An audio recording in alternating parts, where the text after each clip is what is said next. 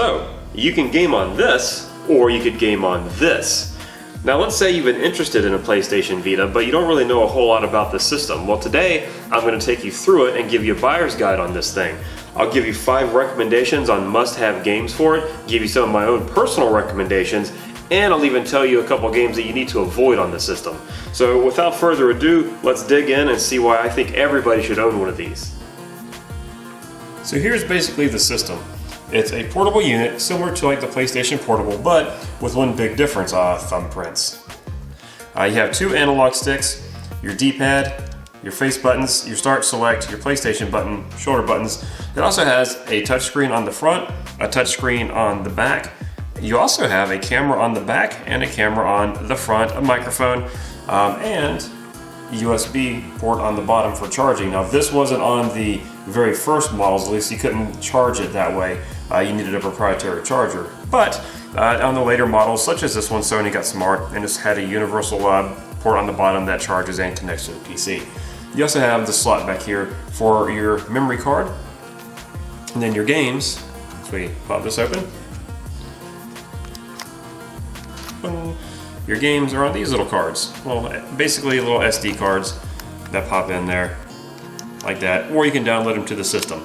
Now on this particular system, it came with a gig of memory, which really doesn't do a whole lot. So I have a 32 gig card in there, but most of the games on here, actually all the games on here, aside from Helldivers and Final Fantasy X2, are all, I'll actually have the physical copy for all of those. That also, like the PS1 and PSP classics and stuff like that, those are downloaded to the actual system as well, but the Vita games have the physical copies for. But the system itself is very comfortable, and it does come with some applications.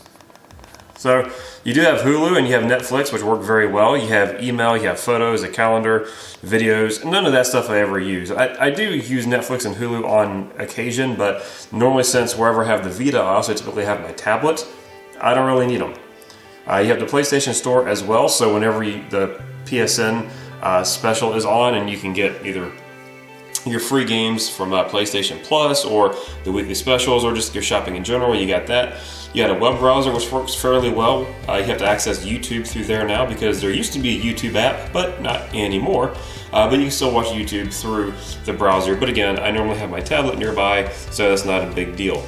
You also have what else on here? Content Manager, you have a music player on here, you have a PS3 Remote Play, which is similar to PS4 Remote Play, except you can really only play PS1 games through it, so it's kind of a neat feature, but I don't really use it a whole lot. And then you have all your Vita games here. So the system itself, as far as which version to buy, I would just get the newest one you can get. The older one had an OLED screen on the front, which the colors, the Christmas, everything on the first generation Vitas looked better than the newer ones. But the newer ones are a little bit slimmer, they're lighter, they're easier to hold, you have much longer battery life, and the screen itself I think is fantastic. It's a beautiful screen. I have seen the screen on one of the first gen ones, and while it does look better, at no point have I ever looked at this and wish I had that screen. The screen that Sony put in this unit is fine. There's no issues with it. So that's basically the hardware. The charger. So here it is. Happy little bubbles make up a happy little menu, and you got all these different little games on there. Oh, there's a big gap between the games. I should probably go fix that, but no big deal. The first thing I want to talk about is PS4 Link, which I'm going to go for right now. And in theory, if your PlayStation 4 is in rest mode and you are on the same network, you can play it on the Vita. A really cool thing about it is that you can also connect to it through the internet. So even if you're not on the same network, you should still be able to play it. Granted, it's very laggy. I've tested it. It doesn't work great. But in the same house, it works phenomenal. And the closer you are to the router, the better. So my PS4 is in rest mode right now. Let's click on Remote Play, and let's see what happens. There we go. I just heard my PlayStation 4 turn back on. And you can see in the background and hear it come on downstairs.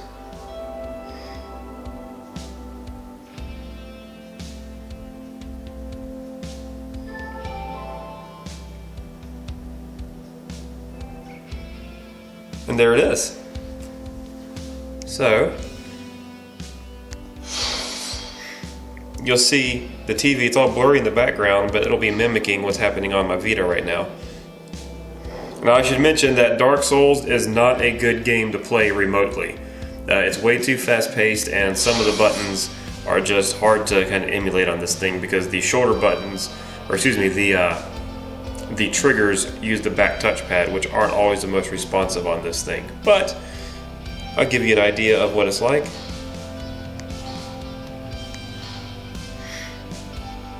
You can see the TV in the background, all blurry, but it's kind of working.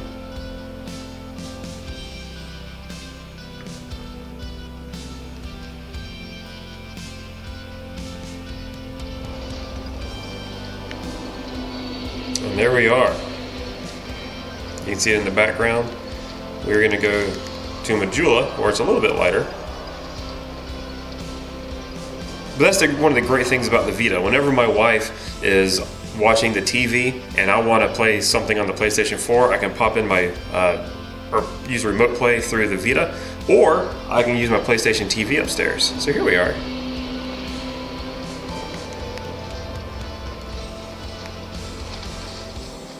So one thing also is that in this game you press down on the thumbsticks a lot, but you can't really do that on the Vita.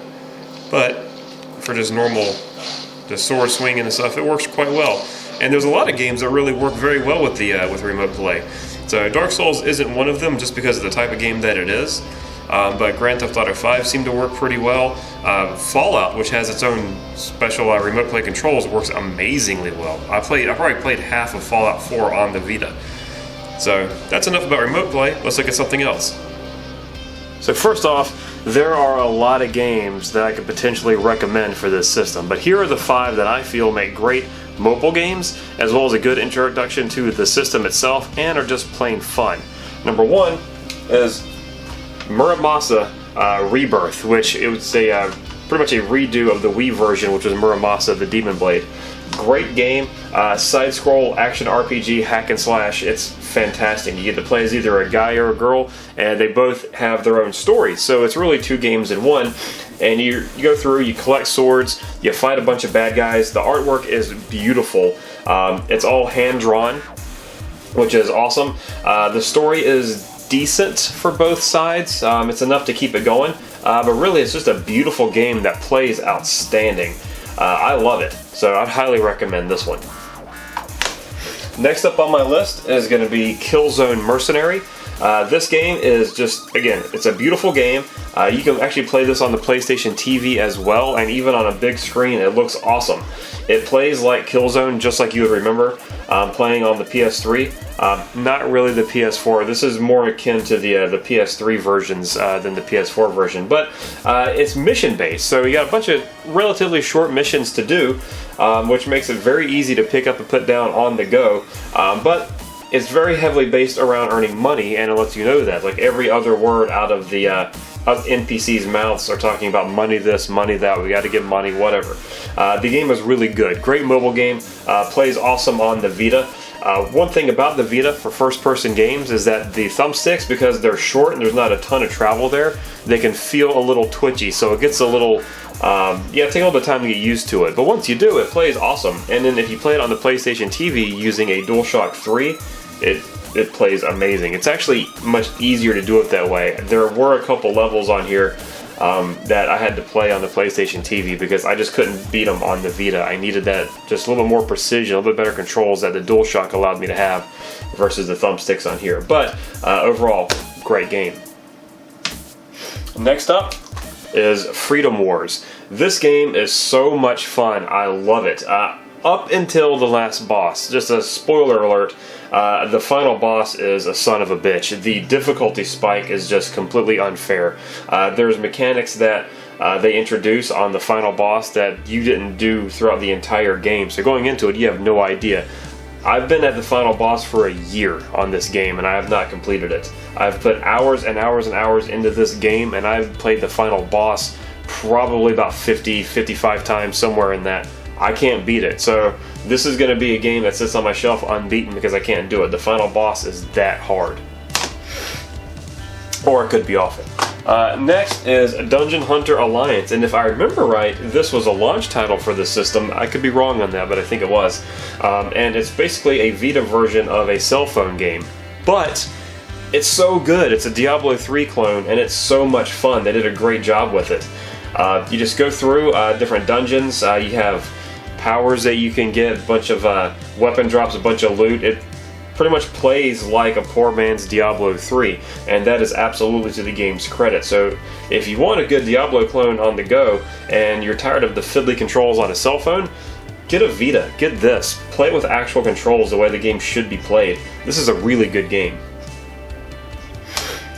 And last but not least, as soon as I bought a Vita, I got this game. And actually, before I even got a Vita, I downloaded this to my PlayStation 3 whenever it was a PSN freebie, because I knew at some point I'd get a Vita and I wanted this game. So Uncharted Golden Abyss is just phenomenal. This is absolutely worth the price of admission. It's not as good as the PS3 titles, but it's nearly there. For a portable game, it's one of the best portable games I've ever played. The graphics look fantastic, the voice acting is good, the story is good. Of course, you know, Nolan North is coming back for his role as Nathan Drake in this, so it sounds exactly like it should. It's a great game. It's beautiful. You get to go through a bunch of different areas. There are some criticisms that a lot of the areas are the same, and the exploration is not as deep as the console versions, and I mean, that's to be expected on a portable game. But really, I have nothing bad to say about this, other than the touchscreen controls can be a little wonky at times. But you know, you get through that and you get yourself a good, solid Uncharted game on the go. So these are the 5 games that, if you were to get a PlayStation Vita and pick up 5 games, which whenever I get a new system, that's the magic number for me, is 5. These are the 5 I would recommend. There are some games on the system that are better than these, but if you're looking for a good portable experience, something that you can pick up and put down very easily, all of these games offer that. So what about games to avoid? There's really only 2 games that I would say under no circumstances should you pick these games up. Number 1 is going to be Unit 13, and there's going to be people that disagree with me on this one. This is actually a really good game, but the reason I say don't pick this up if you're looking for just a good mobile experience is that this is not a good mobile game. This would be a phenomenal console game or PC game, but I don't think it works very well on the PlayStation Vita. And here's why. Number 1, the difficulty is a little unforgiving in some areas. And when you have a mobile game, you want to be able to pick it up, kind of progress the story, progress in the game, and put it down. You don't want to be playing the exact same thing every time you pick up the system, and because the difficulty in this is so high, you're going to be repeating things a lot. Also, checkpoints in this game are very far and few between. Some missions don't even have them. Some missions do have them, which kind of make it a little bit easier, but really it's not a good mobile game. You can't easily pick this game up, progress the story, and put it down and just have a good time. You need to actually invest some time into this, practice, get good at it, and just put in a lot of effort. And that's just not a mobile game to me. Again, for a console game, it'd be phenomenal, but for a Vita game, I don't think so. Next is Call of Duty Black Ops Declassified. Now, first off, finding a multiplayer game on this is going to be hard enough as it is, because there's not a whole lot of people playing it. Number 2, the single player of this can be beaten in about 45 minutes, and that's in theory. Really, it's going to take longer than that, because the game is so goddamn hard that being able to complete all the single player missions is going to be a feat in itself. The missions themselves are only about 10 to 15 minutes long at most, but this has 0 checkpoints, and the difficulty on this is just completely unforgiving from the get-go. You will die, and you will die a lot, and there's a lot of missions where you will get halfway through towards the end, a random dude just pops out, shoots you, and you got to play that 10 to 15 minutes over again, and then over again, and then over again as you keep dying, because there's no checkpoints. It's an awful mobile game. It's not even a good game. Like, the Call of Duty feel of it is there, but the level design isn't that great, and it's not good. I bought it because I wanted it in my library, because I wanted it in the collection. I've played about 5 or 6 missions, and it's taken me a while. And I'm not bad at games. I'm actually pretty good at video games in general. It's just awful, so do not recommend. But what about my favorites? So I gave you those 5 recommendations, and Uncharted is definitely one of my favorites. And those are all really good games, but here are the games that have stood out the most to me on the PlayStation Vita for numerous reasons. Number 1, and I've talked about this one before, is Trails of Cold Steel, and this is one of my 5 favorite games of last year. It's just a great JRPG that just throws back to the old school Japanese RPG. I don't know, Bloodlines is the word you want to say, but it's so good. The art style is good, the dialogue is good, the story is really good, and I like that it's a good turn-based JRPG with old school elements. So there's none of that. There is a little crafting in here, but like crafting isn't the name of the game. It's like you can create a weapon if you want to, you can upgrade your weapon if you want to, or you can just find a better weapon and then just go to town. So you can select your party from a whole host of party members, and they're all interesting with their own stories. And it's great. It's a good way to kill some time, and it's just a good game in general. This is also available for the PlayStation 3, and if you have the PS3 version, you can cross-save between them. So that's kind of handy as well. So this is one of my favorite games, not just on the PS3, but just really in general. Next, Resident Evil Revelations 2. This was also one of my favorite games from 2015, just because it's a good game. It's a Resident Evil game, and yeah, the graphics aren't that great on the Vita, but once you get past that, and really when you're playing it on the system itself, after about 2 to 3 minutes and you get used to it, the game looks fine. The game plays awesome. It plays exactly like the console version. It's just as responsive, and hell, it's Resident Evil Revelations 2 on the go. That's not a bad thing, so this is one of my favorites as well.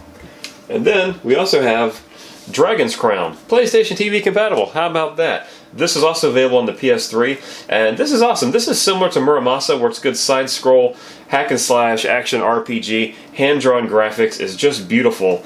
You gotta play it to really appreciate it. This is such a good, beautiful, fun game to play. The action is nice and fast and heavy. There's loot to be found. It's a good way to kill some time. It's a great Vita game. So there you have it. Those are the reasons that I bought a PlayStation Vita, the games that I would highly recommend, some of my favorites, and 2 that I would probably just not recommend. But there's so many good games on here. Look at this. You have Ninja Gaiden's on here, Broken Age is on here, you got Metal Gear Solid HD is on here, you can play the old school PS1 games, so I got Final Fantasy VII and Final Fantasy IX, I got Symphony of the Night that I can play on the go, Grand Theft Auto, Earth Defense Force, Virtual Tennis, which is also pretty good. What else do I have on here? So I got Sonic Racing Transformed is on here, Mortal Kombat, Final Fantasy X, Grim Fandango, Killzone Mercenaries, which I've already shown you, but Assassin's Creed 3, Borderlands 2, which despite what people say actually plays pretty good on the system, I think. Resistance is on here, Soul Sacrifice. So many games are on here that are just really, really good. And unfortunately, a lot of the games that are really good on this system are ones that came out when kind of the Vita came out, like the first year and a half it was out, when third-party publishers were really throwing AAA titles at this. You don't really see that too much anymore. The best game to come out for this lately has been, Trails of Cold Steel and Resident Evil Revelations, which is graphically kind of a mess in a lot of people's opinions. So it's just a shame. It's such a good system. There are games still coming out for it. As of right now, Assassin's Creed Chronicles has not been released for it, but is coming. I got that pre-ordered. There's a couple other games in the works that I saw that look pretty good that I have pre-ordered, and honestly I can't remember what they are. Whenever a brand new game is coming out for the Vita and has a physical copy, I've been pre-ordering them so I can buy them to support the system.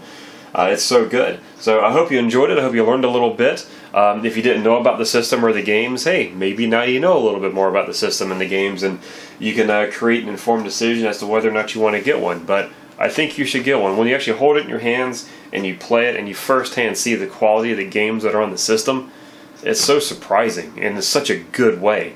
So again, thanks for watching. Give me a like if you liked it, a dislike if you didn't like it. That's fine. Maybe subscribe. So I'll catch you next week with something new. I'm not sure what yet it's going to be, but it's going to be something. Rest assured of that.